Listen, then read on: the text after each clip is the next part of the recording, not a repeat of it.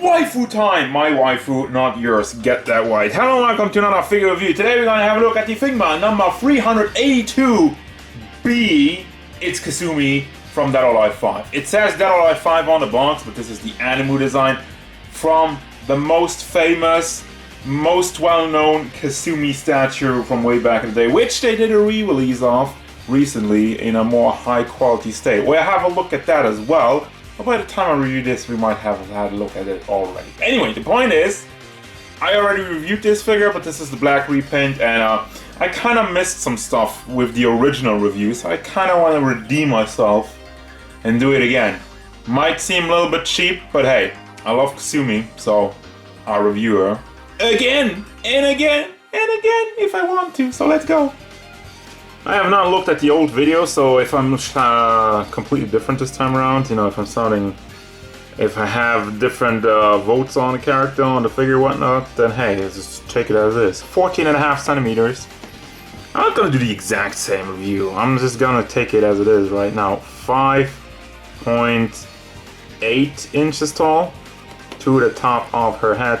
Now, the thing that you're probably wondering about, and I'm gonna get this out of the way right now. Yes, this is the exact same sculpt. There's not really anything different there with the figure, still haven't sold and whatnot. But obviously the paint job. Now the most surprising part, which I didn't really expect, is the hair.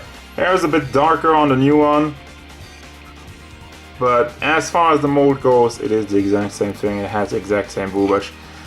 She's also not shiny on her stockings this time around. Really had like this glossy look on the white one. Doesn't really have it on the black one. Other than that, you replaced the white with black and the red with gold. And some of the pink, I guess, also has a more reddish tone in her waistband. And her sword. Sword and a logo on the back. Let me lift up the hair.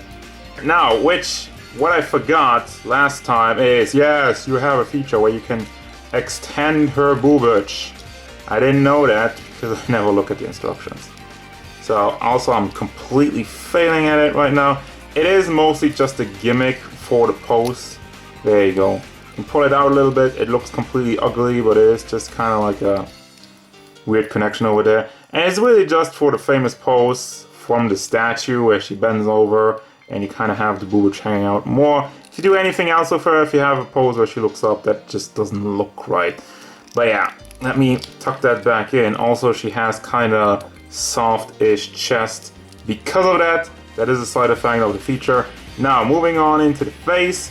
It is an anime face. Again, on the box it says Dead or Alive 5. It's not Dead or Alive 5. This is just the anime design which we had from the Good Smile figure all these years ago. It doesn't really line up with any of the games. It's just an anime version of Kasumi. Got the nicely molded hair, not too much detail, and that's kind of like the thing. Because especially Dead or Alive 5 and 6 had like a ton more detail added to the characters. Didn't really do that here. There's no more detail in the entire outfit. You know, we have like a crane going on over here and like cherry blossoms and whatnot. That's in the game, not on the figure. Then you have the big boobage, obviously, which is very important to get out Dead or Alive characters. It is a part of the game as much as blood is a part of Mortal Kombat. If you say like, me, then screw you, I don't care. Fan service, it's part of it, so deal with it. Now, you have the boobage on the side, the nice logo in the back in the gold. Disrupted by the hole, but all Figma has a hole in the back for the base. I wish though with this one they would have maybe put it in the belt or in the hair. I mean, we had like Lucky Star figures, they had like an extra hair piece which you can take off if you wanted to put the base in the hair. Although that was mostly done because the Kanata and company had like hair that really draped over the entire character. Now, regardless of that, paint job on this one is actually very clean. You got the gold. Well, it does have some bleeding on the edges going on. But for the most part, I have not really encountered any huge issues. Well, this is huge, but it's not an issue. The gold is nice and shiny. Has like a little bit of a different tone. A little bit more shiny on the bracelet over there, armband. And as we move down to the sword, has this sticking out over here. It is soft plastic. The sword is movable. It is pegged in. No, does it? Wait. Does it have a ball? No. It's just pegged in. I was wondering about that because the other one was pegged in.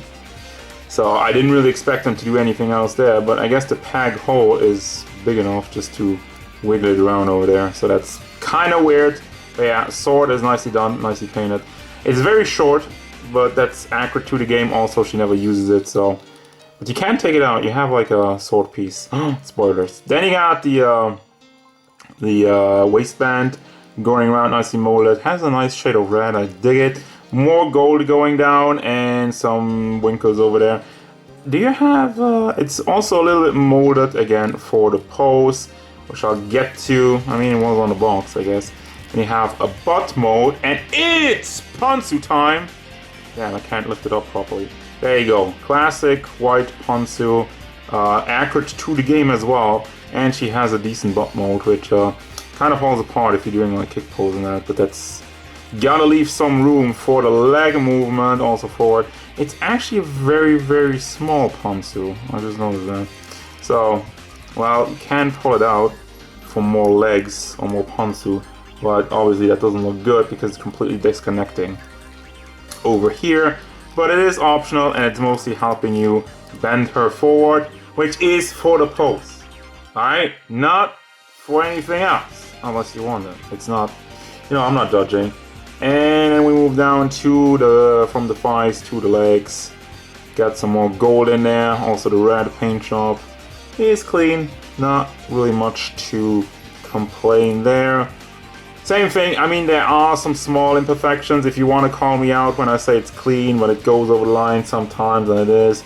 Maybe not completely lined up over here. That is nitpicking, alright? That's not something I'm gonna go ham about. So yeah, that's about it. You got the toes molded in there. And there you have your Kasumi. Now for the articulation, I feel like she's a bit gappy and I'm kind of disappointed by that. Now the head moves forward nicely. It does move to the back, I guess enough. Obviously you have the hair mode holding it back. But it does have like a hinge with a ball pack connection in the head. As such, it tails to the side very nicely. And it goes all the way around without any trouble. Then you got the shoulder articulation, you got one ball joint in the chest area and one hinge on the shoulder. You can rotate it over here as well, or you can rotate the entire joint, or you can rotate it over there, it depends. Does still go forward very nicely because they did leave a little bit of a gap over there, so you can bring that forward. No, wait, there's no swivel in the bicep, which they could have. And to be fair, there are arm swivels over here. This was kind of stuck on this side, but you can actually rotate that around. Yay! Then it goes all the way up with the ball hinge in the elbow, and you got another ball hinge in the hand. Back, forward. Goes all the way around. Now for the torso articulation, and I think that's like a little bit problematic. Obviously they left a bunch of room, and they have like a big ball hinge in the back. But it's, like I'm saying, it's so gappy.